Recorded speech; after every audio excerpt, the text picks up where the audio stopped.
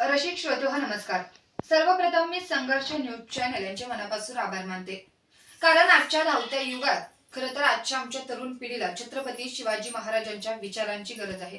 छत्रपती शिवाजी महाराजांच्या चारित्र्याची गरज आहे, त्यांच्या संस्कारांची गरज आहे. कारण आजकाल आमची मुलं कुठेतरी शिवाजी महाराजांचे चारित्र्य विसरत चालली आहेत आणि नेमकी हीच गरज ओळखून 19 फेब्रुवारी शिवजयंतीचं औचित्य साधून संघर्ष न्यूज चॅनलने हा कार्यक्रम आयोजित केला. आणि या कार्यक्रमामध्ये मी युवा वक्ता अबोली गणेश घाटगे आपल्या समोर विषय सादर करते. चला ना राजे, चला ना राजे, तुम्हाला तुमचा महाराष्ट्र दाखवते. उन्होंने नस देखी हमारी, उन्होंने नस देखी हमारी और बीमार लिख दिया. अरे हमने रोग पूछा उनसे, अरे हमने रोग पूछा उनसे तो बदले में भगवे से प्यार लिख दिया. कर्जदार रहेंगे हम उस वैद्य के, कर्जदार रहेंगे हम उस वैद्य के जिसने दवा में छत्रपती शिवाजी महाराज का नाम लिख दिया. खरं तर आजकाल असं म्हणतात की जिथं मस्तक टेकवावं अशा नमस्कारांच्या जागा हल्ली खूप कमी होत चालल्यात. पण ज्यांचं नाव ऐकताच आमचे मस्तक नतमस्तक झाल्याशिवाय राहत नाही तर राष्ट्रमाता जिजाऊ माँसाहेब.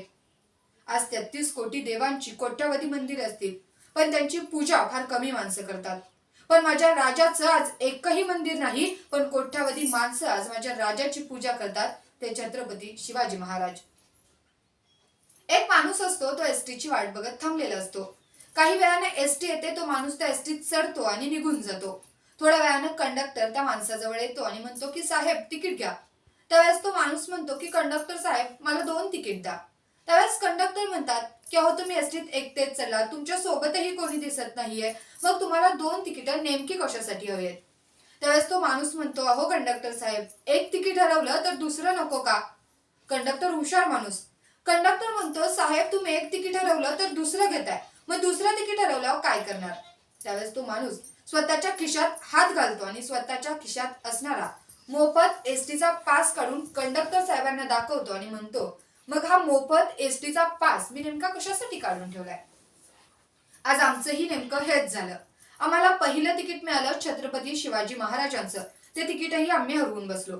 आम्हाला दुसरं तिकीट मिळालं छत्रपती संभाजी महाराजांचं, ते तिकीटही आम्ही हरवून बसलो. आणि आमच्या खिशात जो मोफत एसटीचा पास होता ना, तो पास होता जिजाऊ माँसाहेबांच्या संस्कारांचा, तो पासही आज आम्ही हरवून बसलो. मग नाचू कीर्तनाचे रंगी, नाचू कीर्तनाचे रंगी, ज्ञानदीप लावू जगी असं म्हणणारे संत नामदेव महाराज आज आम्हाला दिसत नाहीत. पण आवाज वाढव डीजे तुला आईची शपथ र अशी म्हणणारी पोरं मात्र गल्ली गल्ली आणि बोळा बोळात दिसायला लागतात. तुम मुझे खून दो, तुम मुझे खून दो मैं तुम्हें आजादी दूंगा असं म्हणणारे सुभाषचंद्र बोस आज आम्हाला दिसत नाही. पण तू मेरी नहीं हो सकती तो किसी की नहीं हो सकती असं म्हणणारी पोरं मात्र गल्ली गल्ली आणि बोळा बोळात दिसायला लागतात. मग एक कवी फार सुरेख लिहितो. तो कवी म्हणतो की कभी ओठों के लिए मरे, अरे कभी ओठों के लिए मरे, कभी नोटों के लिए मरे, अगर होते भगत सिंह जिंदा, अगर होते भगत सिंह जिंदा तो कहते सुखदेव सुखदेव हम भी किन हरामजादों के लिए मरे.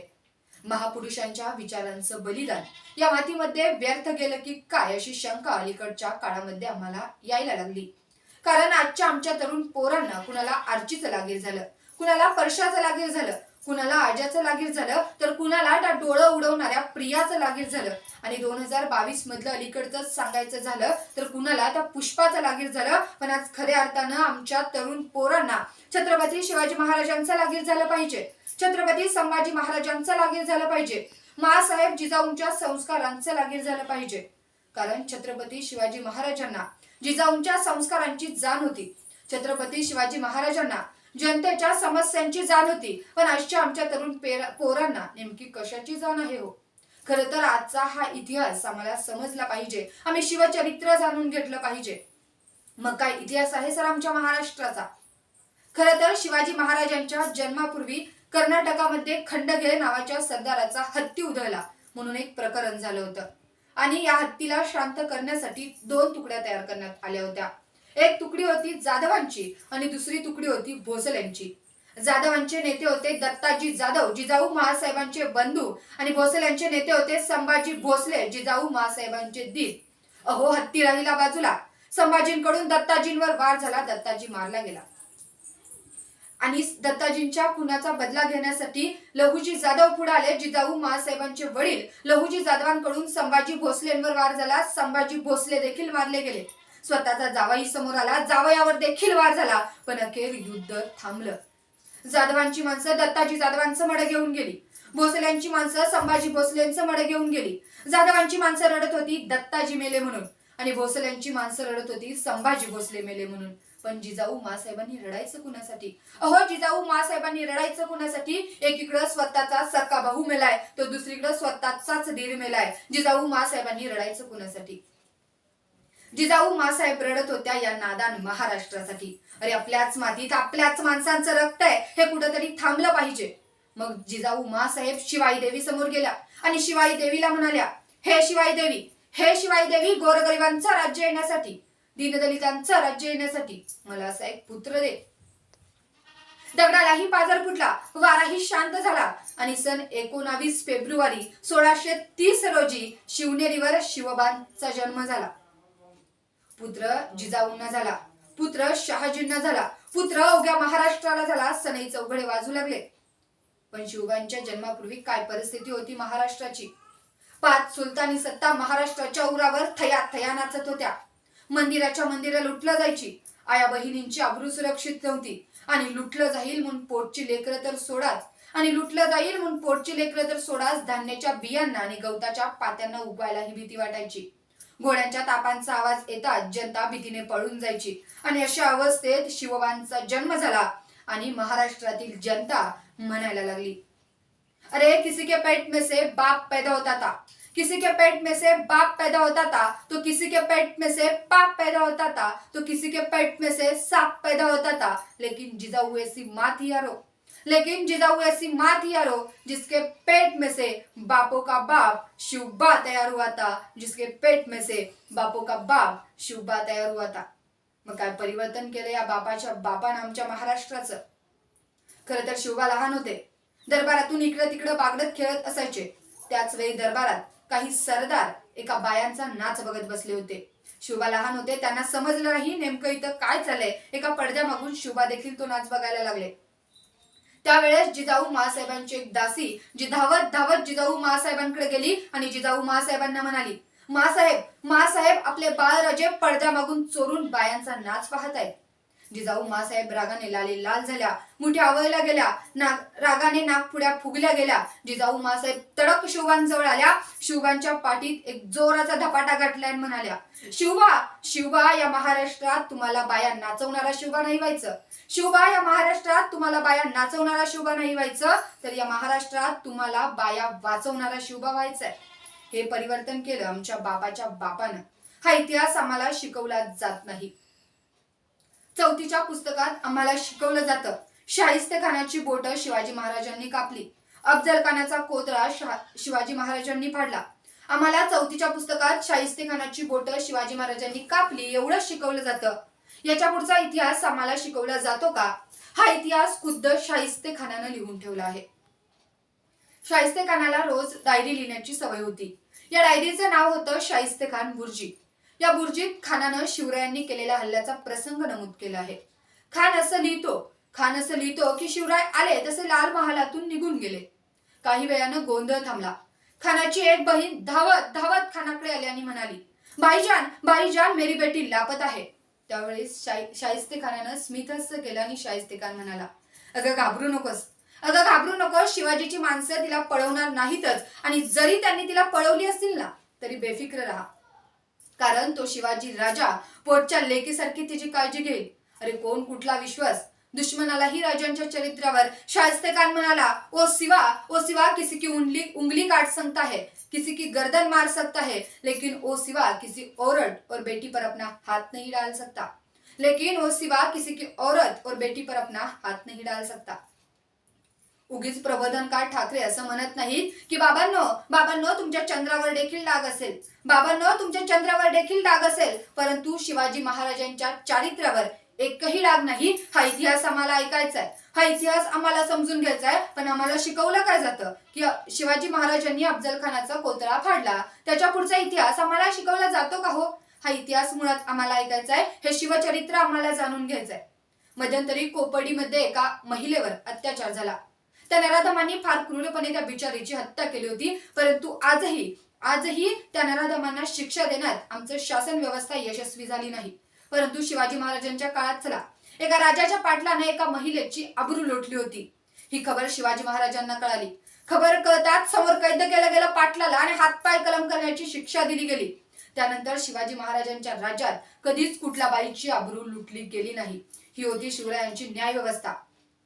पण त्याच महाराष्ट्रात आज सूर्यकांत डोळसे नावाचे कवी म्हणतात. ते कवी असं म्हणतात की एका 70 वर्षाच्या म्हातारीला इतक्या उतरत्या वयात कोर्टासमोर बसलेलं पाहून सहजच प्रश्न विचारला की अहो आजीबाई इतक्या उतरत्या वयात या कोर्टासमोर काय करताय हो? त्यावेळेस त्या आजीबाईनं थरथरत्या आवाजात उत्तर दिलं, बाळा वयाच्या 17व्या वर्षी बलात्कार झाला होता, आज 17व्या वर्षी निकालाय. ही आहे आजची आमची न्याय व्यवस्था.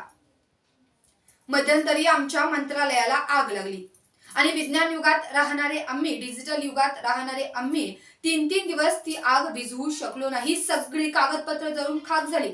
पण शिवाजी राजांच्या महाराष्ट्रात चला शिवाजी महाराज आपल्या शिपायांना पत्र लिहितात, बाबांनो रात्री झोपताना दिवा विझवून झोपत जावा, नाहीतर एखादा उंदीर तहानेने यायचा, पेटती वाट तोंडात धरायचा आणि पळत जायचा, एखाद्या गंजीत चिरायचा आणि हा म्हणता वनवा पेट घ्यायचा. मुळात आग लागूच नये म्हणून शिवाजी महाराजांची व्यवस्था काम करायची. एकदा एका गरीब शेतकऱ्याचे एका शिपायानं 2 आणे बुडवले होते. खबर महाराजांना कळाली. महाराजांनी त्या शिपायाला समोर बोलावून घेतलं आणि विचारलं, त्या गरीब शेतकऱ्याचे 2 आणे का म्हणून बुडवलेस रे? त्याचे 2 आणे ताबडतोब त्याला पुरत कर, या उपर असा जुलूम केला स्वामी जिवेच मारतील. अहो फक्त 2 आण्यांचा सवाल होता पण स्वामींनी जिवे मारण्याची धमकी दिली होती. मला राहून असं वाटतं आमच्या महाराष्ट्रात 2G स्पेक्ट्रम घोटाळा झाला, तेलगू घोटाळा झाला, चारा घोटाळा झाला, सिंचन घोटाळा झाला. हे सगळे घोटाळे वाचले की वाटतं की खरं तर बरं झालं शिवाजी महाराजांनी किल्ले डोंगरावर बांधले. ते किल्ले जर त्या जमिनीवरती बांधले असते ना तर त्याचे 7 बारे आमच्याच नावाने निघले असते. मग आजचा महाराष्ट्र शिवबांना दाखवायचा म्हटलं तर काही वाक्यात मला सांगावंसं वाटतं, अहो राजा असा कंटाळा करून चालणार नाही आणि माझ्याशिवाय आपल्याशी खरं कुणी बोलणार नाही. आणि तुमचा गायक व्हायची संधी मी कधी सोडणार नाही. राजा सुरुवात कुठून करायची? शिवनेरी का रायगड, उलटी का सुलटी, कुठली माळवाट धरायची? अहो राजा असं कोड्यामध्ये पडू नका आणि इथं कुणालाच उपदेश करू नका. यांना तेव्हाही पटलं नव्हतं, यांना आजही पटणार नाही. जे मिळणार असेल आपापसात भांडून तर मागं कुणी हटणार नाही. माताजीच्या मरणानं काळ मात्र झोकावतो. राजे चला ना, तुम्हाला तुमचा महाराष्ट्र दाखवतो. शिवबा घडवायचं असेल तर त्यासाठी जिजाऊ असली पाहिजे. शहाजींच्या मनामध्ये ती आसच असली पाहिजे. राजे आजकाल तुमचं चरित्र ऐकायला गोड वाटतं, वाचायला देखील गोड वाटतं, पण पचनी पडताना दिसत नाही. पोकळ मराठी माना की बाना तर बघा स्वतःलाच फसवतो. राजे चला ना, तुम्हाला तुमचा महाराष्ट्र दाखवतो. राजे हे बघा नवे देशपांडे, वतनदारीसाठी सारे टपलेले आहेत. यांच्यातली काळी माणसं खादीमध्ये लपलेली आहेत. परस्परांचा फायदा असेल तर इथे राजकीय तांडवही ताडला जातो. म्हणूनच राजे चला तुम्हाला तुमचा महाराष्ट्र दाखवतो. शेवटी जाता शिवाजी राजांच्या शब्दात या महाराष्ट्रातील बिघडलेल्या जनतेला उपदेश करताना एवढंच म्हणावंसं वाटतं, अरे घरटं उडतं वादळात बिरा वारुळात पाणी शिरतं, म्हणून कोणती मुंगी कोणतं पाखरू आत्महत्या करतं. अरे प्रतिकूल परिस्थितीत ही वाघ लाचारीने जगत नाही. शिकार मिळाली नाही म्हणून कधीच उपाशी झोपत नाही. घरकुलासाठी मुंगी कधी करत नाही अर्ज. स्वतःच उभारते वारूळ छान, कोण देतं तिला गृहकर्ज. हात नाहीत सुग्रणीला फक्त चोच घेऊन जगते. स्वतःच विणते घरटं छान, कोणतं पॅकेज मागते. घरधान्याच्या संरक्षणाला धावून येतो कुत्रा. लाईफ इन्शुरन्स काढलास का असं विचारत नाही मित्रा. राबून बैल कामाहून धन देतात. सांग बरं, कुणाकडून ते निवृत्ती वेतन घेतात? अरे कष्ट करायची जात आपली, अरे कष्ट करायची जात आपली, आपणही हे शिकलं पाहिजे. पिंपळाच्या रोपासारखं पाषाणावर टिकलं पाहिजे. घाबरू नकोस कर्जाला, घाबरू नकोस कर्जाला, भयचिंता फासावर टाक. जीव एवढा स्वस्त नाही, त्या सावकाराला ठणकावून सांग. अरे काळ्या आईचा लेख कधी संकटापुढे झुकला का? काळ्या आईचा लेख कधी संकटापुढे झुकला का? कितीही तापला सूर्य तरी समुद्र कधी सुकला का? निर्धाराच्या वाटेवर टाक निर्भीडपणे पाय, निर्धाराच्या वाटेवर टाक निर्भीडपणे पाय. निर्धाराने जिंकू आपण पुन्हा यशाचा गड. आयुष्याची लढाई फक्त हिमतीने लढ, फक्त हिमतीने लढ. असेच आजचे तरुण, या महाराष्ट्रातील जनता शिवविचार मनामनात धसून, शिवविचार मनामनात घेऊन, शिवरायांचे संस्कार सोबत घेऊन हिमतीने लढतील आणि या महाराष्ट्राला पुन्हा एकदा शिवबांचा महाराष्ट्र घडवतील, इतकाच मापक आशावाद व्यक्त करते आणि आपली रजा घेते. मनपूर्वक धन्यवाद.